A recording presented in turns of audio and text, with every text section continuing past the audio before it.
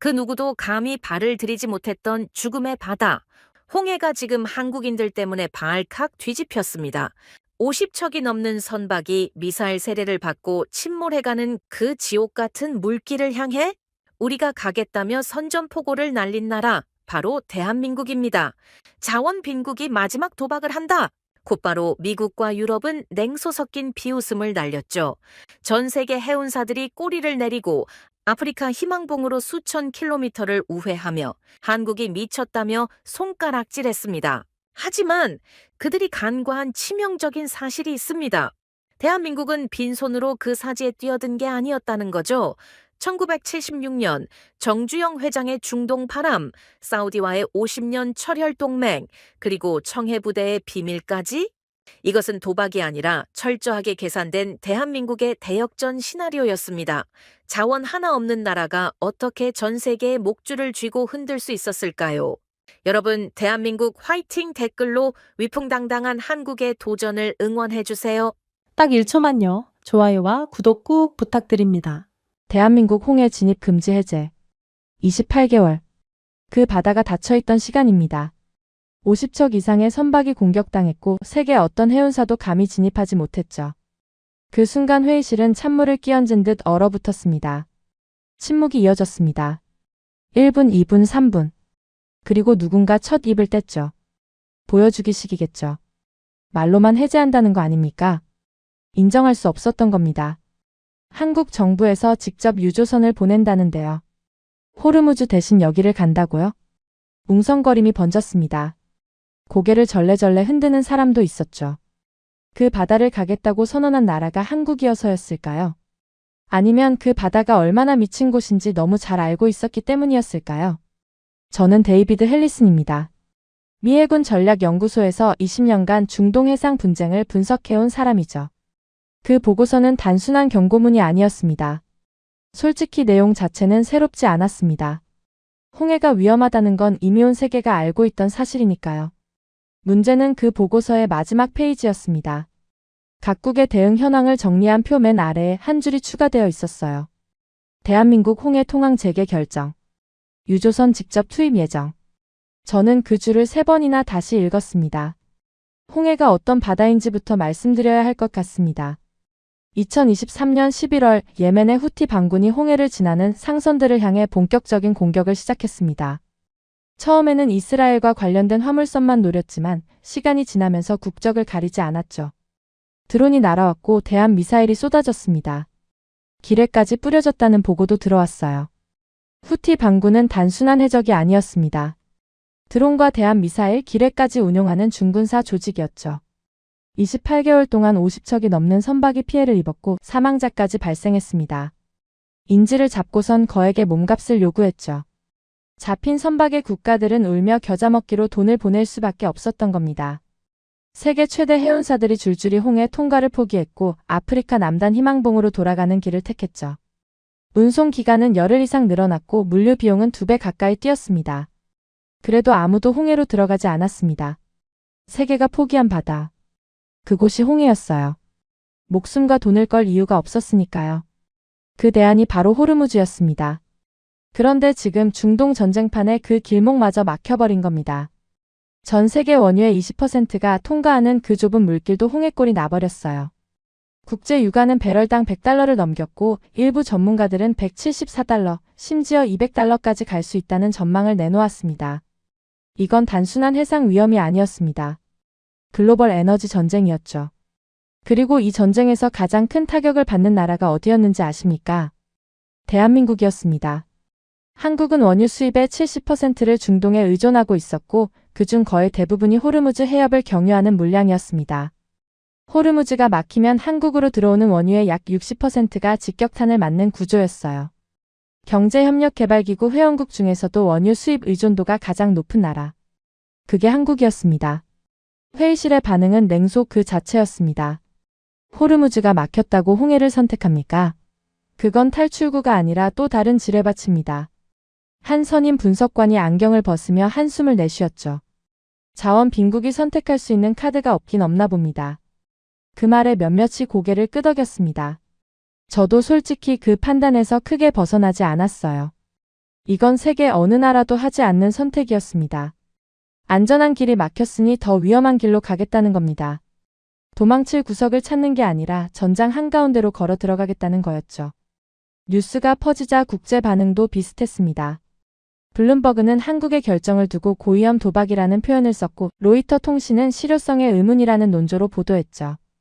글로벌 해운업계에서는 실소가 터져나왔다고 합니다. 한국이 홍해를 뚫겠다고? 보험사가 거부할 텐데 배를 띄우기나 할 수 있겠어? 유럽 쪽 해운 관계자가 한 말이라고 누군가 전해줬어요. 미국 내부에서도 반응은 마찬가지였습니다. 무모하다. 자살행위에 가깝다. 이건 감정적인 평가가 아니라 데이터에 기반한 냉정한 분석이었죠. 저도 분석가로서 직접 시뮬레이션을 돌려봤습니다. 한국 해군의 호위 전력, 홍해 구간의 위험 밀도, 후티 반군의 공격 빈도와 명중률. 어떤 시나리오로 돌려봐도 깔끔한 답이 나오지 않았어요. 호위 함정이 유조선을 호송한다고 해도 드론대와 대한 미사일을 동시에 상대하면서 민간 선박을 보호하는 건 미 해군조차 완벽히 해내지 못한 과제였으니까요. 이건 용기의 문제가 아니었습니다. 확률의 문제였죠. 그런데 며칠 뒤 후속 자료를 검토하면서 뭔가 이상한 점을 발견했습니다. 한국의 주요 정유사들이 이미 전부 움직이고 있었던 겁니다. SK에너지, GS칼텍스, 현대오일뱅크, S오일. 한국의 4대 정유사가 동시에 원유 확보 작전에 나선 정황이 포착됐죠. 이건 정부 발표 하나에 급하게 대응한 게 아니었습니다. 일사불란했어요. 마치 오래전부터 이 상황을 대비해왔다는 듯이 각 기업이 맡은 역할대로 정확하게 움직이고 있었습니다. 보통 이런 위기 상황에서 기업들은 정부 결정 이후에 눈치를 봅니다. 상황을 관망하고 리스크를 계산한 뒤에야 겨우 한 발을 떼는 게 정상이거든요. 그런데 한국 기업들은 마치 결과를 미리 알고 있는 것처럼 준비를 끝낸 상태였습니다. 정부가 선언하고 기업이 즉시 실행한다. 이건 단순한 위기 대응이 아닙니다. 시스템이 작동하고 있다는 뜻이죠. 이 나라는 뭐 하자는 거지? 저도 모르게 중얼거렸습니다. 호르무즈가 막히니까 홍해로 간다. 세계가 미쳤다고 하는데 기업들은 이미 준비를 끝냈다. 정부와 민간이 하나로 움직이고 있다. 저는 그때부터 생각이 바뀌기 시작했습니다. 한국이 무모한 선택을 한 게 아니라 우리가 모르는 무언가를 갖고 있는 건 아닌지.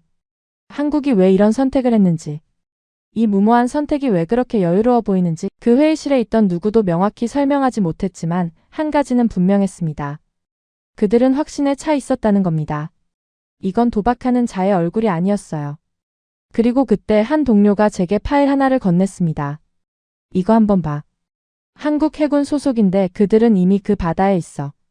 처음엔 무슨 말인지 이해를 못했어요. 파일을 열었습니다. 거기엔 단 하나의 이름이 적혀 있었죠. 청해부대.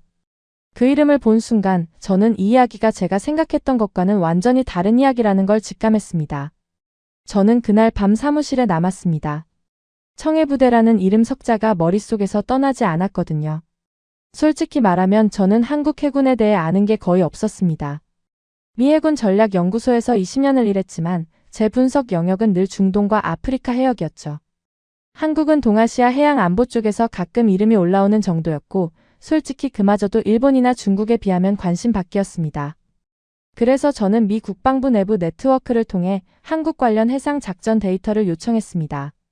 처음에는 단순한 호위 부대 정도를 예상했어요. 분쟁 해역 근처에 함정 한두 척 띄워놓고 자국 선박이 지나갈 때 옆에 붙어서 호송하는 수준 말이죠. 아시아 국가들 대부분이 그런 방식이었으니까요. 큰 기대 없이 파일을 열었습니다. 그런데 첫 페이지부터 제 예상이 틀렸다는 걸 알았습니다. 청해부대는 2009년에 창설된 해외 파견 전투 부대였습니다. 주둔 위치는 아덴만 그리고 바브엘 만데브 해협 인근이었죠.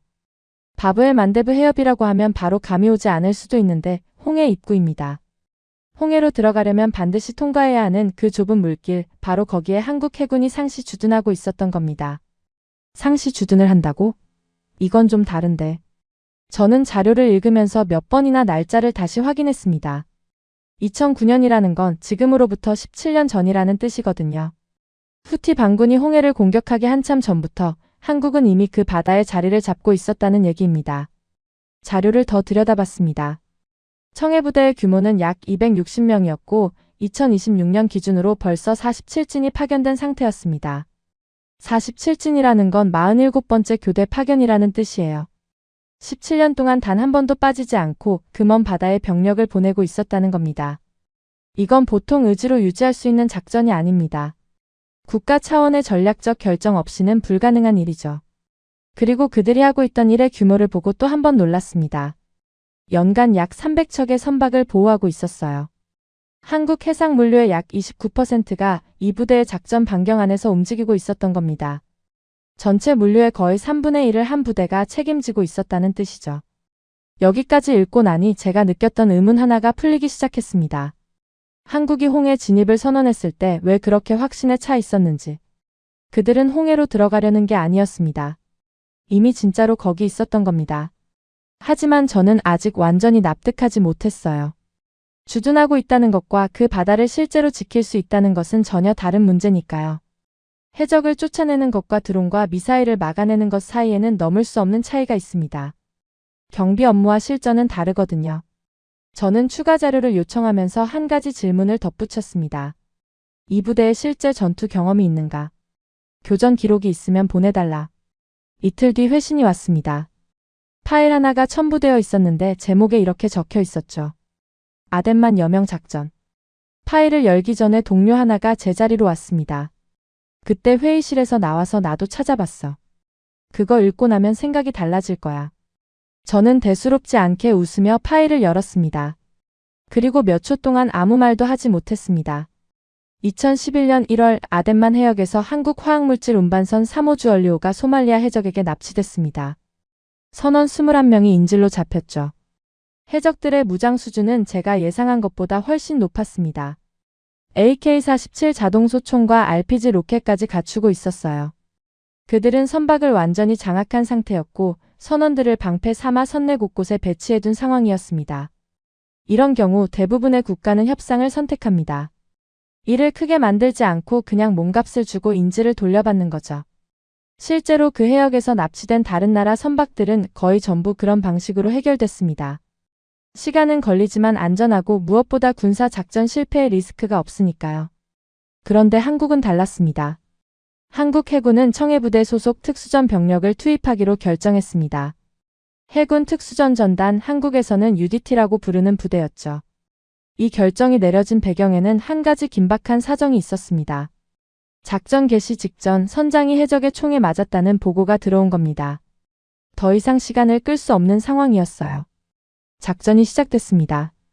새벽 헬기에서 특수부 대원들이 선박 위로 강하했습니다. 무장 해적 23명이 선내에 포진해 있었고 인질 21명은 여러 구역에 흩어져 있었죠. 좁은 선내 통로에서 교전이 벌어졌고 인질과 해적이 뒤섞인 상황에서 한 발 한 발이 생사를 가르는 판단이었습니다. 단 6분. 그 짧은 시간에 모든 것이 끝났습니다. 해적 18명 사살 5명 생포. 그리고 인질 21명 전원 구출. 전원입니다. 한 명도 빠짐없이 살아 돌아왔어요. 저는 그 숫자를 보면서 한참을 가만히 앉아 있었습니다. 6분이라는 시간이 얼마나 짧은 건지 아십니까? 선박 제압 작전에서 6분은 거의 불가능에 가까운 시간입니다. 밀폐된 공간, 중무장한 적, 곳곳에 흩어진 인질. 이 세 가지 조건이 겹치면 미 해군 특수부대라도 최소 20분에서 30분은 잡거든요. 그걸 6분 만에 끝냈다는 건 단순히 빠른 게 아니라 모든 동선과 판단이 완벽에 가까웠다는 뜻입니다. 이건 내가 예상했던 수준이 아닌데. 동료에게 말했더니 그가 한마디를 덧붙였습니다. 아, 그 사건? 당시 미 중부사령부에서도 작전 방식 분석을 요청했었어. 그 정도면 말 다 한 거지. 미국이 분석을 요청했다는 겁니다. 미국이요. 세계 최강이라는 미 해군이 한국 해군의 작전 방식을 분석해달라고 요청한 겁니다.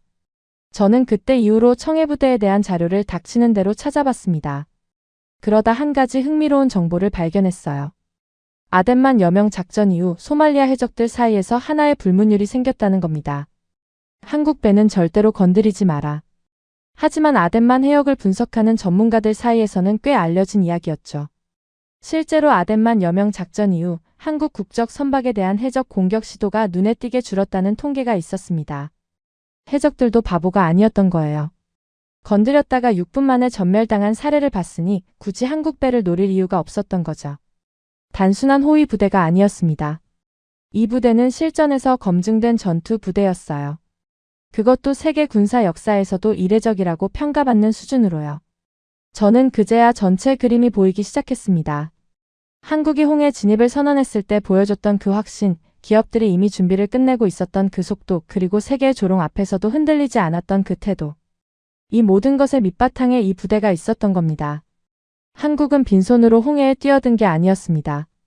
17년 동안 그 바다를 지켜온 경험, 실전에서 증명한 전투력, 그리고 해적조차 피해가는 억지력. 이걸 갖고 있었던 겁니다. 저는 파일을 덮으며 조용히 한숨을 내쉬었습니다. 얼마 전 회의실을 가득 채웠던 조롱이 떠올랐죠. 자살행위다. 무모하다. 자원 빈국답다.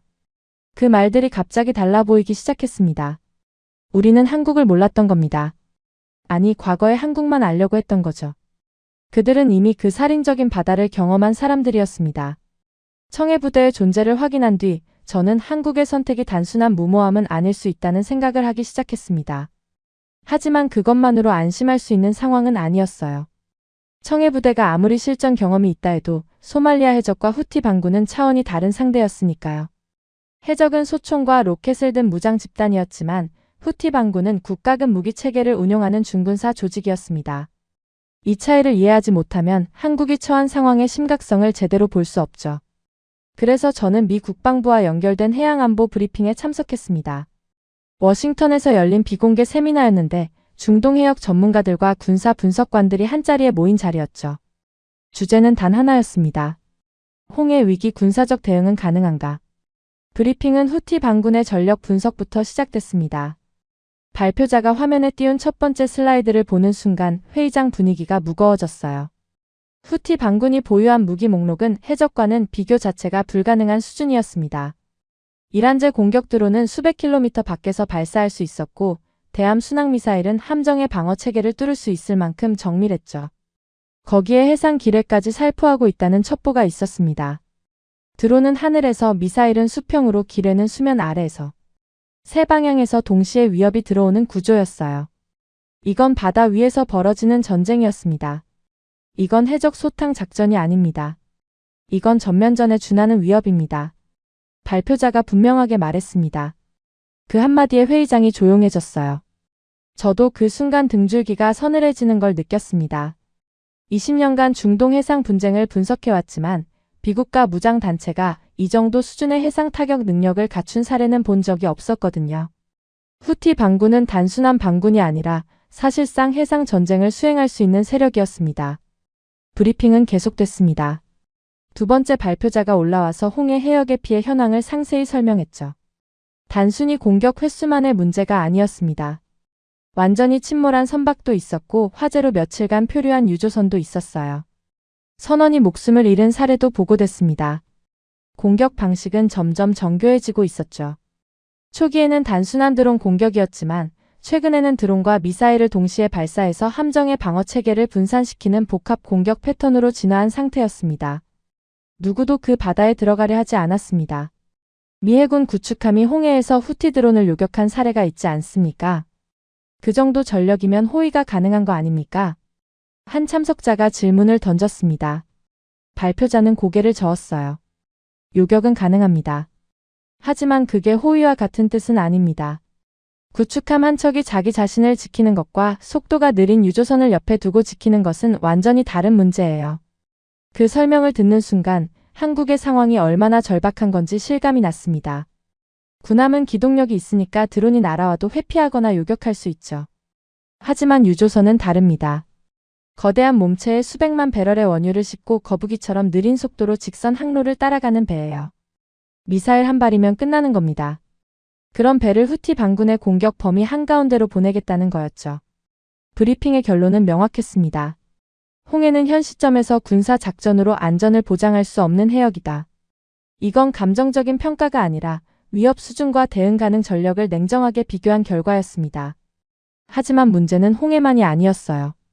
브리핑 후반부에서 호르무즈 해협 상황이 다시 한번 정리됐습니다.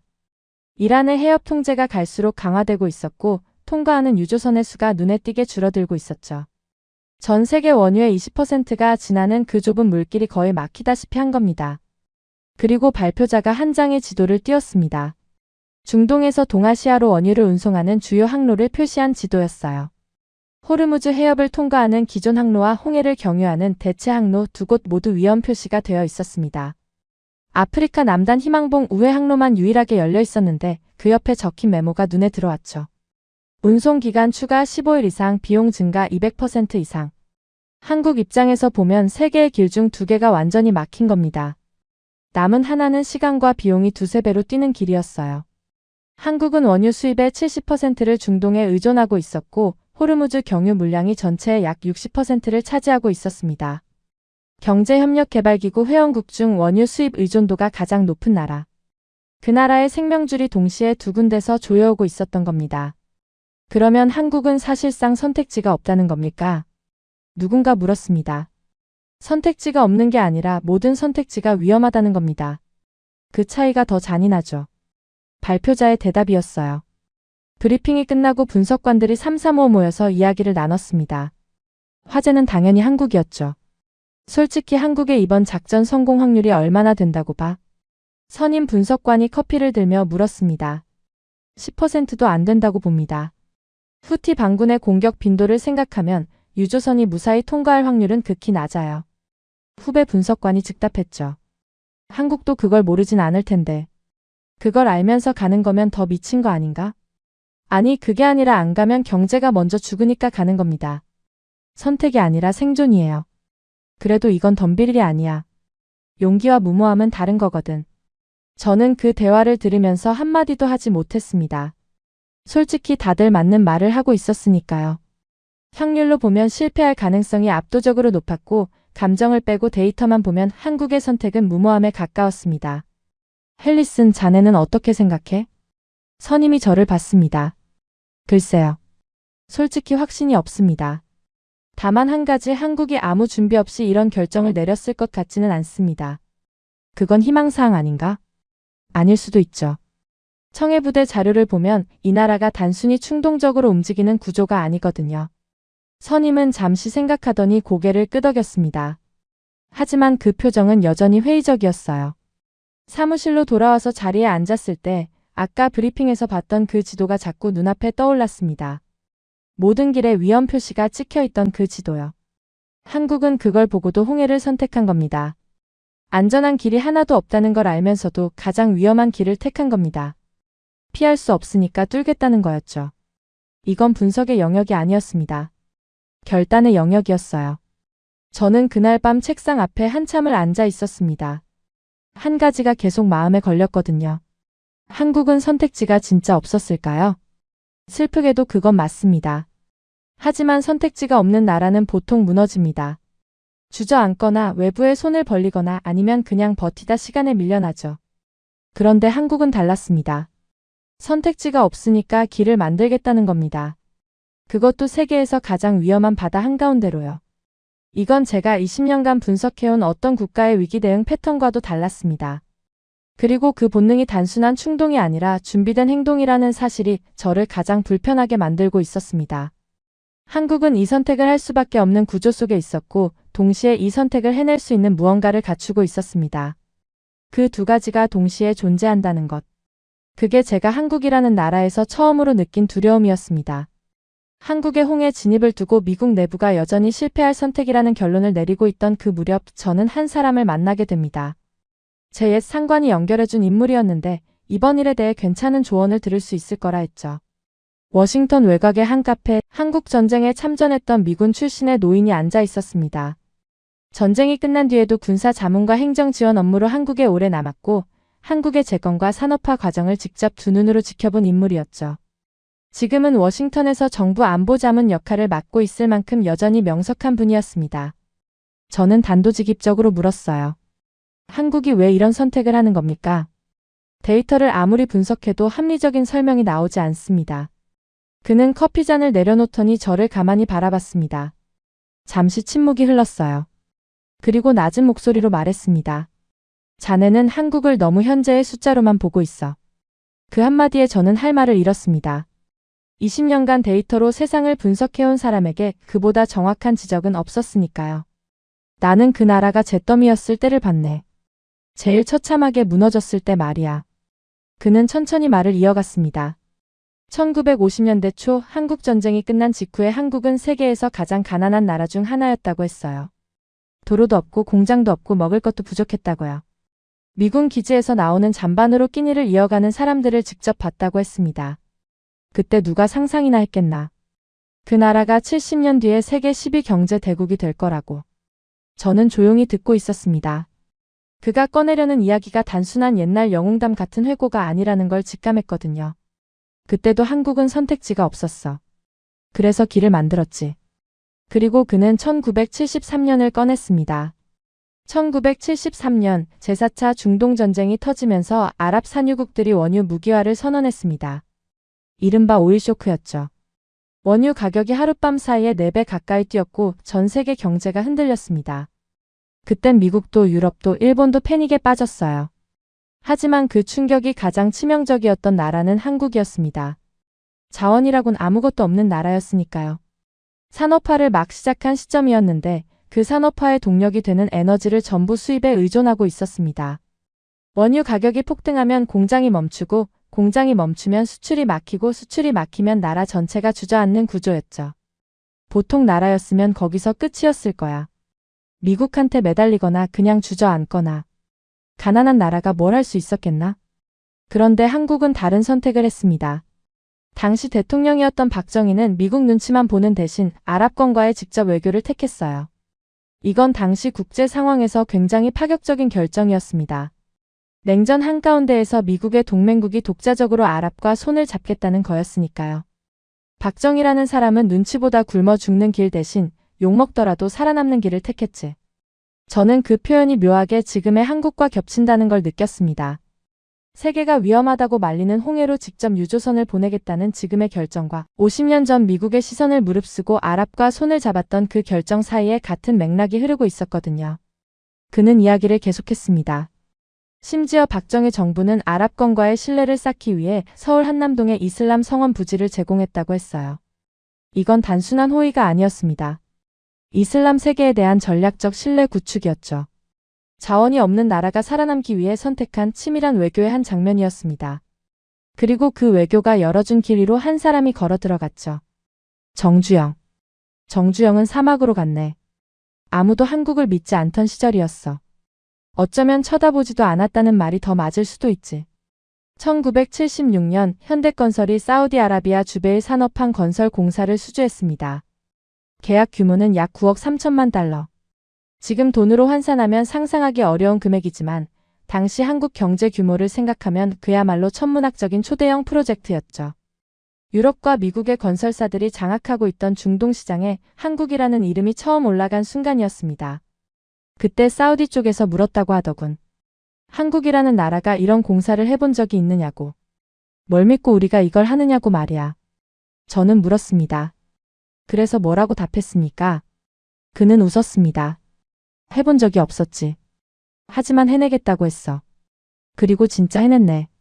정주영이 연 그 길을 따라 한국 건설사들이 줄줄이 중동으로 향했습니다. 1975년 해외 건설 수주액은 약 7억 5천만 달러 수준이었는데 불과 5년 만인 1980년에는 82억 달러로 10배 넘게 뛰었어요. 그리고 1983년 기준으로 약 22만 명의 한국 노동자들이 중동 현장에서 일하고 있었습니다. 22만 명입니다. 섭씨 50도가 넘는 사막에서 가족과 떨어져 조국의 산업화를 위해 땀을 흘린 사람들이었어요. 그 50도 사막에서 번 돈이 한국의 제철소가 되고 고속도로가 되고 조선소가 됐네. 그의 말에 저는 잠시 숨을 멈췄습니다. 포스코 경부고속도로 조선소. 한국 경제의 뼈대를 이루는 그 거대한 기반 시설들이 사막에서 벌어온 돈으로 세워졌다는 겁니다. 실제로 1975년부터 1980년 사이 한국 외화 수입의 85% 이상이 중동 건설과 오일머니에서 나왔다는 기록이 있습니다. 저는 그 숫자를 듣는 순간 소름이 돋았어요. 85%라는 건 한국의 산업화가 사실상 중동 위에서 시작됐다는 뜻이거든요. 그리고 그 중동과의 관계를 한국은 50년 동안 끊지 않고 이어왔다는 겁니다. 정권이 바뀌어도 세월이 흘러도 한국은 중동의 손을 단 한 번도 놓지 않았어요. 사우디가 한국을 다시 보는 이유는 단순히 돈이 아니야.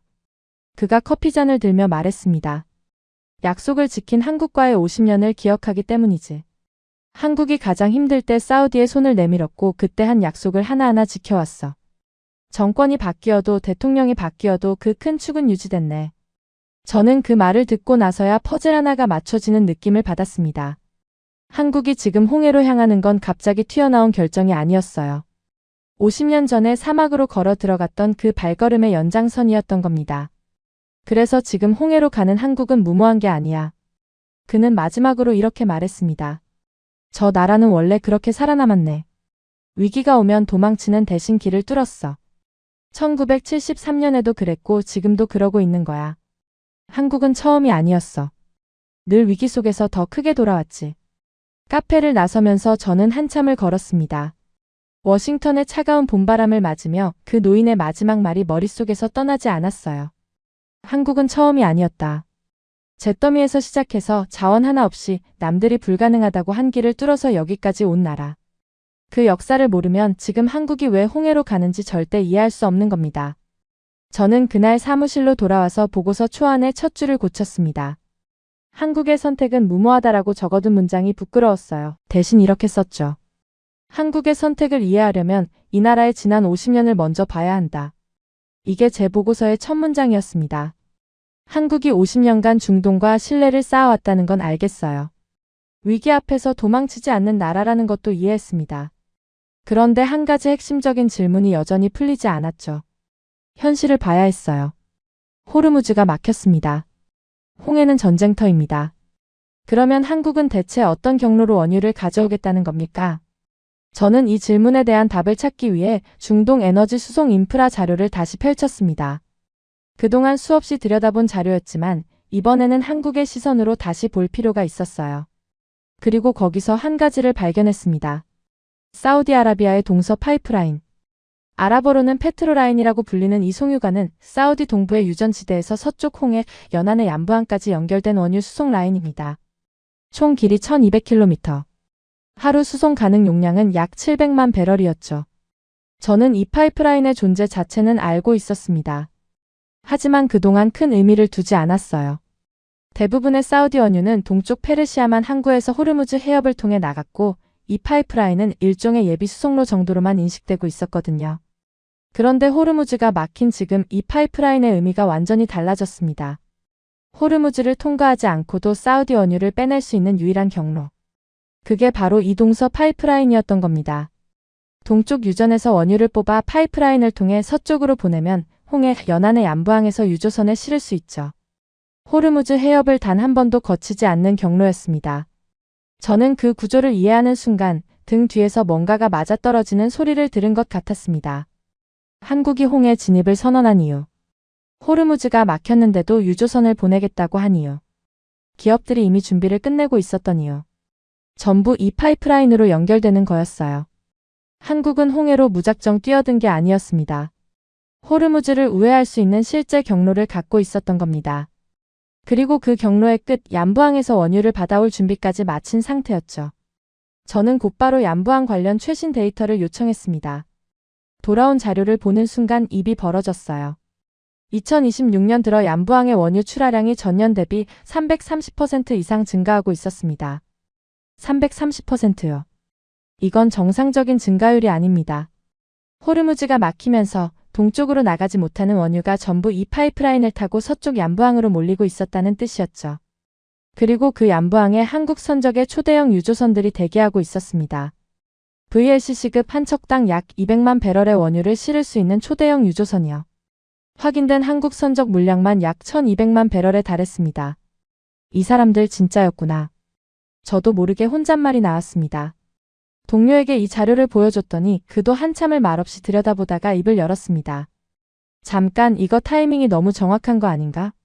호르무즈가 막히자마자 남부항에 유조선을 보낸 거잖아. 이건 즉흥적으로 할 수 있는 일이 아닌데. 저도 같은 생각이었습니다. 초대형 유조선을 남부항까지 보내려면 최소 몇 주 전부터 항로를 잡고 항만 당국과 협의하고 원유 선적 계약을 마무리해야 합니다.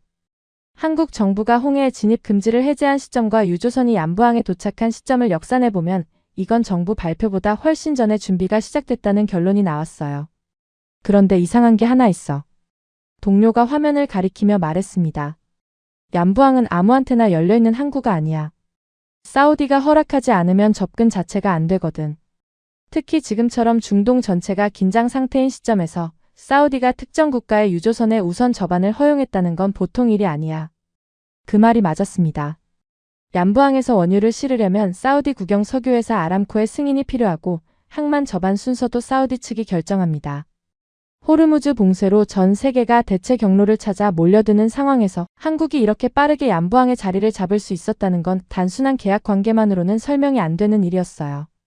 저는 그때 카페에서 들은 말이 다시 떠올랐죠. 사우디가 한국을 다시 보는 이유는 단순히 돈이 아니야. 약속을 지킨 50년을 기억하기 때문이지. 그 말이 이제야 데이터로 증명되고 있었습니다. 1976년 정주영이 사우디 사막에 첫 삽을 뜬 이후로 한국과 사우디의 관계는 한 번도 끊어진 적이 없었습니다. 한국 노동자 22만 명이 그 사막에서 흘린 땀, 한국 기업들이 지켜온 납기와 품질, 정권이 바뀌어도 유지해온 전략적 파트너십.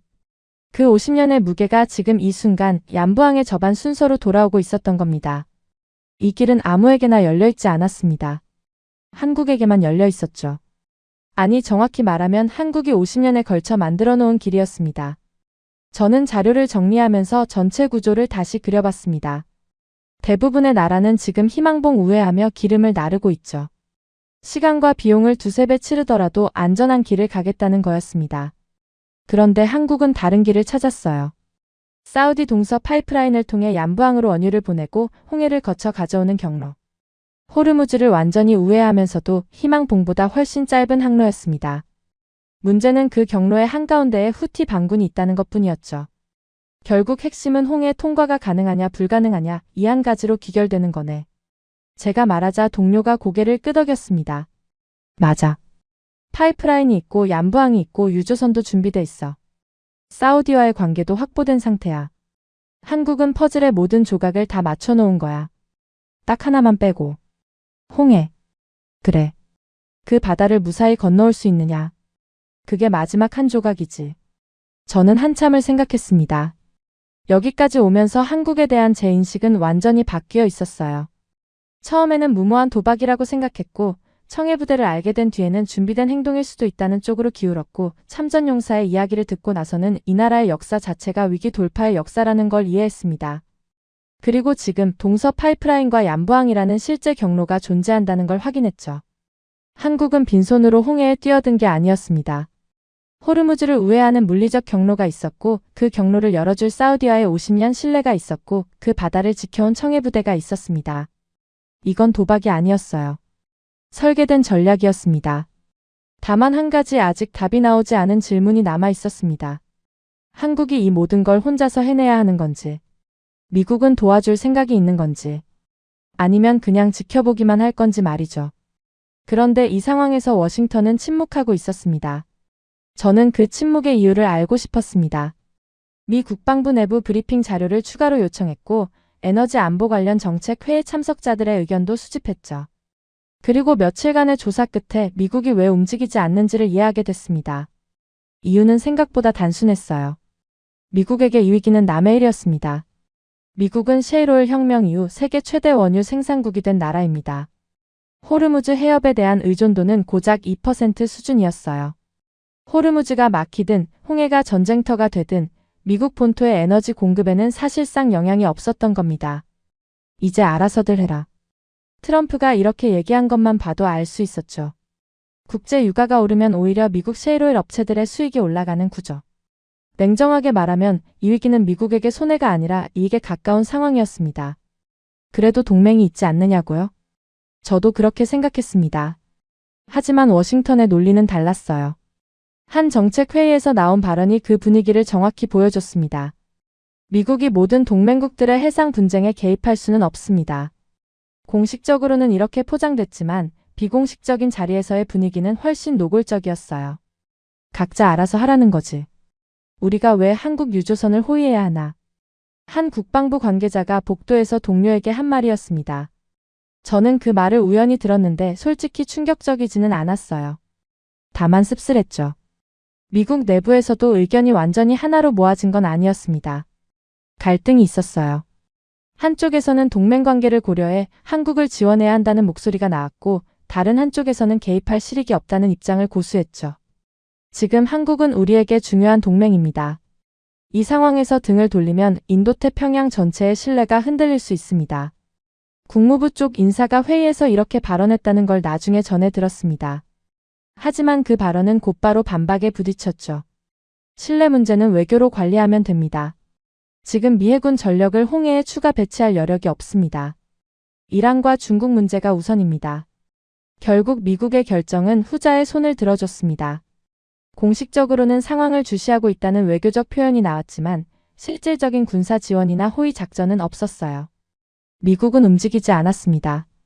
저는 이 결정을 개인적으로 어떻게 받아들여야 할지 한참을 고민했습니다. 분석가로서 미국의 판단은 합리적이었어요. 자국에 직접적인 피해가 없는 위기에 군사 자산을 투입할 이유가 없다는 건 전략적으로 맞는 계산이니까요. 하지만 동시에 한국의 입장에서 이 상황을 바라보면 전혀 다른 그림이 그려졌습니다. 70년 동맹의 무게가 시험대에 올랐는데 답은 침묵이었던 겁니다. 한국의 경제 생명줄이 끊어질 위기에 놓여 있는데 가장 가까운 동맹국이 각자 알아서 하라고 한 겁니다. 동료와 점심을 먹으면서 이 이야기를 꺼냈더니 그가 의미심장하게 말했습니다. 미국이 안 움직인다는 건 한국 입장에서 보면 두 가지 의미야. 하나는 도움을 기대할 수 없다는 것. 다른 하나는 눈치 볼 필요도 없다는 것. 그 말이 묘하게 걸렸습니다. 무슨 뜻이야? 한국이 미국 눈치를 봤으면 홍해에 못 갔을 수도 있어. 미국이 말리면 동맹국으로서 따를 수밖에 없으니까. 그런데 미국이 아예 관심을 끊어버렸잖아. 결과적으로 한국은 자유롭게 움직일 수 있게 된 거지. 저는 그 해석이 당장은 와닿지 않았지만 나중에 돌이켜보니 정확한 분석이었습니다. 미국의 침묵은 한국에게 두 가지를 동시에 안겨줬어요. 고립과 자유. 도움받을 곳이 사라졌다는 절박함과 누구의 허락도 필요 없다는 독립성이 한꺼번에 주어진 겁니다. 그리고 한국은 그 상황에서 주저앉는 대신 독자적으로 움직이기 시작했습니다. 미국의 호의 없이, 미국의 승인 없이 오롯이 자국의 판단과 자국의 전력으로 홍해를 열겠다는 결정을 밀어붙이고 있었죠. 저는 그 모습을 보면서 묘한 감정을 느꼈습니다. 분석가로서 미국의 결정이 합리적이라는 건 알고 있었지만 한편으로는 불편했어요. 우리가 동맹의 위기를 방관하고 있다는 사실이, 그리고 그 방관 속에서 한국이 혼자 길을 찾아가고 있다는 사실이요. 한국은 미국에 기대지 않았습니다. 원망하지도 않았어요.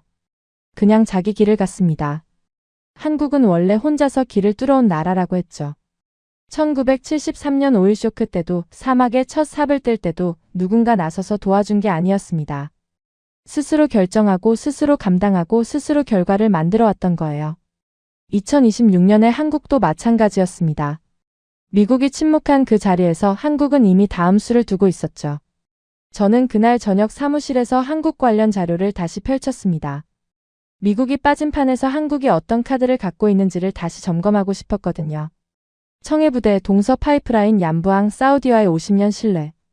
모든 조각이 제자리에 있었습니다. 그리고 한국의 소식보다 먼저 움직인 건 중동이었어요. 그 소식을 처음 접한 건 저녁 늦게 사무실에서였습니다. 중동 지역 담당 동료가 급하게 제 자리로 걸어오더니 모니터 화면을 가리키며 말했죠. 헬리슨, 이거 봐. 사우디하고 아랍에미리트가 움직였어. 저는 처음에 무슨 뜻인지 바로 이해하지 못했습니다. 사우디와 아랍에미리트가 움직였다는 건 홍해 위기에 대한 자체 대응을 시작했다는 뜻인 줄 알았거든요. 그런데 화면에 뜬 내용은 전혀 다른 이야기였습니다. 그들이 움직인 방향은 홍해가 아니었어요. 한국이었습니다. 사우디와 아랍에미리트가 한국을 향해 먼저 손을 내밀었다는 겁니다. 원유 우선 공급 협의, 에너지 안보 관련 긴급 협력 채널 가동.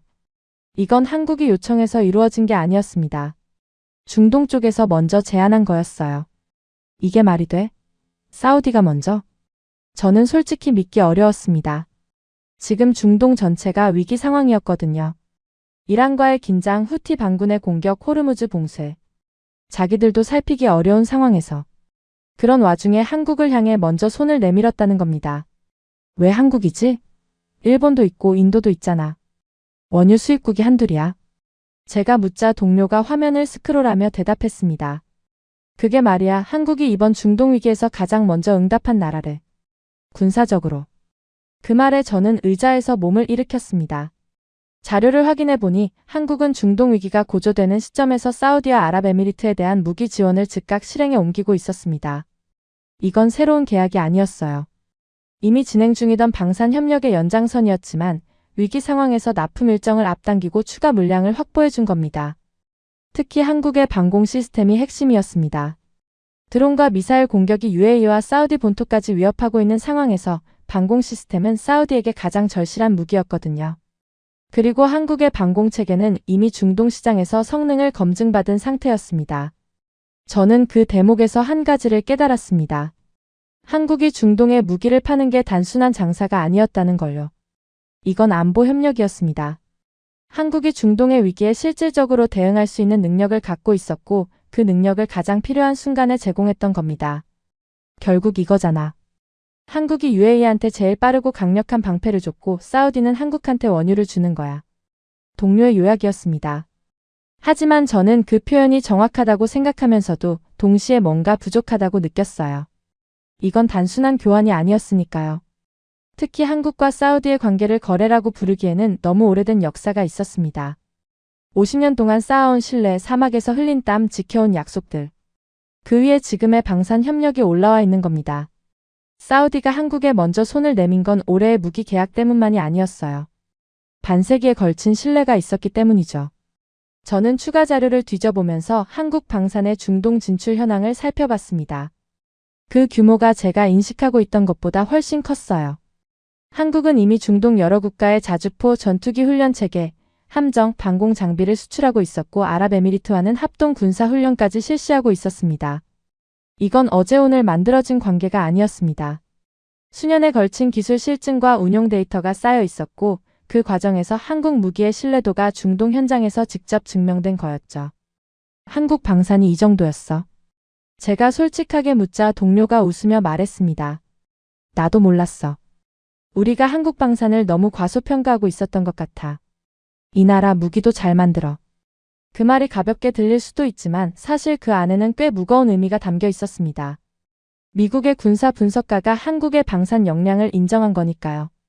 저는 자리에 앉아서 전체 그림을 다시 정리해봤습니다.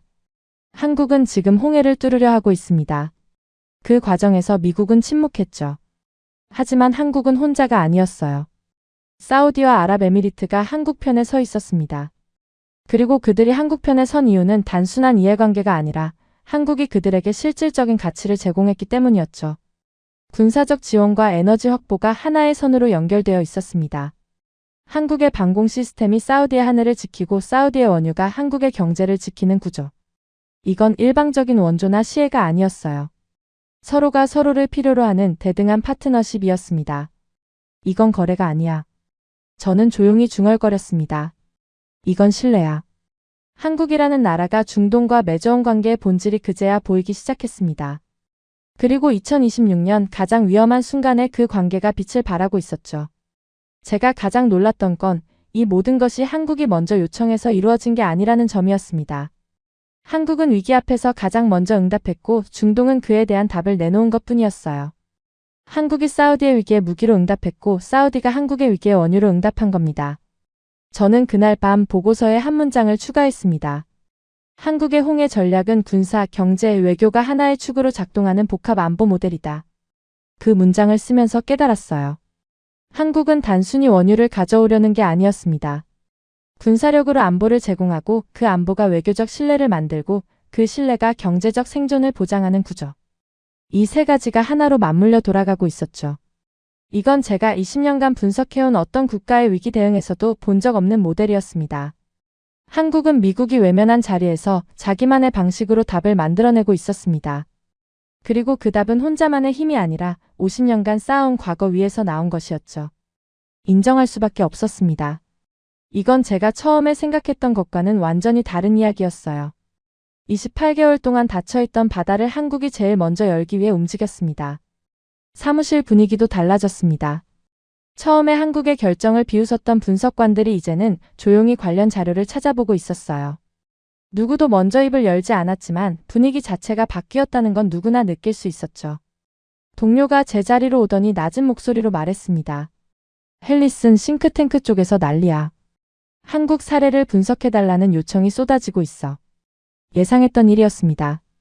한국이 홍해를 통과한 순간 이건 더 이상 한국만의 이야기가 아니게 됐으니까요. 세계 에너지 안보의 판도가 바뀔 수 있는 사건이었어요.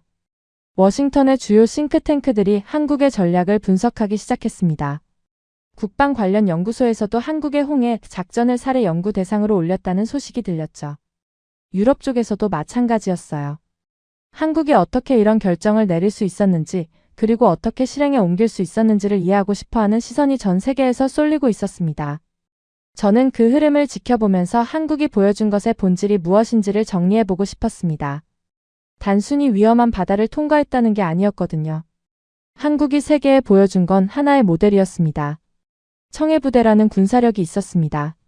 17년간 아덴만에 주둔하며 실전 경험을 쌓은 해군 전투부대. 이 부대가 홍해 통과의 물리적 안전을 담보했죠. 사우디와의 50년 신뢰가 있었습니다. 1976년 사막에서 시작된 관계가 건설, 에너지, 방산으로 확장되면서 만들어진 전략적 파트너십. 이 신뢰가 동서 파이프라인과 얀부항이라는 대체 경로를 열어줬어요. 방산협력이라는 안보 자산이 있었습니다. 한국의 방공 시스템이 중동의 하늘을 지키고 그 대가로 원유 우선 공급이라는 경제적 생존을 확보한 구조. 군사와 경제와 외교가 하나의 축으로 맞물려 돌아가는 시스템이었죠. 이 세 가지가 따로 움직인 게 아니었습니다. 하나의 전략 안에서 유기적으로 연결되어 있었어요. 어느 하나라도 빠졌으면 나머지도 작동하지 않았을 겁니다. 이건 단순한 위기 대응이 아니야. 제가 보고서를 쓰면서 동료에게 말했습니다. 이건 국가 전략 모델이야. 군사, 경제, 외교가 이렇게 긴밀하게 하나로 작동하는 사례를 본 적이 있어? 동료는 잠시 생각하더니 고개를 저었습니다. 솔직히 없어. 대국들은 보통 하나의 축으로 밀어붙이잖아. 군사력이면 군사력, 경제력이면 경제력. 그런데 한국은 세 개를 동시에 굴리고 있어. 그것도 이 정도 규모의 위기에서. 그 말이 정확했습니다. 미국은 군사력으로, 중국은 경제력으로, 유럽은 외교로 각각 자기만의 방식을 가지고 있죠. 하지만 한국은 세 가지를 하나로 엮어서 돌렸습니다. 자원이 부족한 나라이기 때문에 하나만으로는 부족했던 거예요. 그래서 가진 것을 전부 연결해서 하나의 시스템으로 만든 겁니다. 국방부 쪽에서도 한국의 사례에 주목하기 시작했다는 이야기를 들었습니다. 한국형 복합 안보 모델이라는 표현이 내부 문서에 등장했다고 해요. 이건 미국의 국방 관계자들이 한국의 전략을 하나의 참고 모델로 인식하기 시작했다는 뜻이었죠. 저는 그 소식을 듣고 묘한 감정을 느꼈습니다. 불과 몇 주 전만 해도 자살행위라고 불렸던 결정이 이제 세계가 연구하는 전략이 됐으니까요. 며칠 뒤 저는 보고서의 최종 결론을 정리하면서 한국이라는 나라에 대해 처음부터 다시 생각해봤습니다. 저는 한국의 홍해에 진입을 두고 미쳤다고 생각했죠. 세계에서 가장 위험한 바다에 유조선을 보내겠다는 선언이 무모하게 보였으니까요. 그런데 청해부대를 알게 됐을 때 생각이 조금 바뀌었어요. 한국이 이미 그 바다에 있었다는 사실이 놀라웠거든요. 그리고 한국의 역사를 들었을 때 이 나라가 원래 이런 방식으로 살아남아 왔다는 걸 이해했습니다. 한국이 기름을 싣고 가려는 경로가 동서 파이프라인이라는 걸 발견했을 때 한국의 전략이 도박이 아니라 설계라는 걸 알게 됐죠. 미국의 침묵 속에도 한국은 독자적으로 움직일 수 있는 나라라는 걸 확인했습니다. 사우디와 아랍에미리트가 먼저 손을 내밀기까지 했어요. 이젠 확신할 수 있습니다. 한국은 해낼 거예요. 이런 한국식 대응과 외교 전략을 세계가 연구하기 시작했습니다. 저는 보고서의 마지막 문장을 쓰면서 오랫동안 펜을 들고 있었습니다. 20년간 중동 해상 분쟁을 분석해오면서 한국과에 대해 이렇게 깊이 생각해본 적은 처음이었거든요. 한국은 더 이상 보호받는 나라가 아니었습니다. 보호가 필요한 나라에서 스스로 길을 만드는 나라로 바뀌어 있었어요. 처음 그 보고서를 받았을 때 회의실을 가득 채웠던 조롱이 기억납니다. 무모하다. 자살행위다. 자원 빈국답다. 그 말들이 지금은 전혀 다르게 들립니다. 한국은 자원이 없었기 때문에 더 치밀했고, 혼자였기 때문에 더 단단했고, 위기가 일상이었기 때문에 더 빠르게 움직였습니다. 한국이 미쳤다. 저는 그 말을 처음에는 조롱으로 내뱉었습니다. 하지만 지금은 다른 의미로 다시 말할 수 있어요. 한국은 정말 미친 나라였습니다. 세계가 불가능하다고 말한 일을 해내는 그런 종류의 미친 나라였죠. 그리고 세계는 지금 그 미친 나라를 지켜보고 있습니다.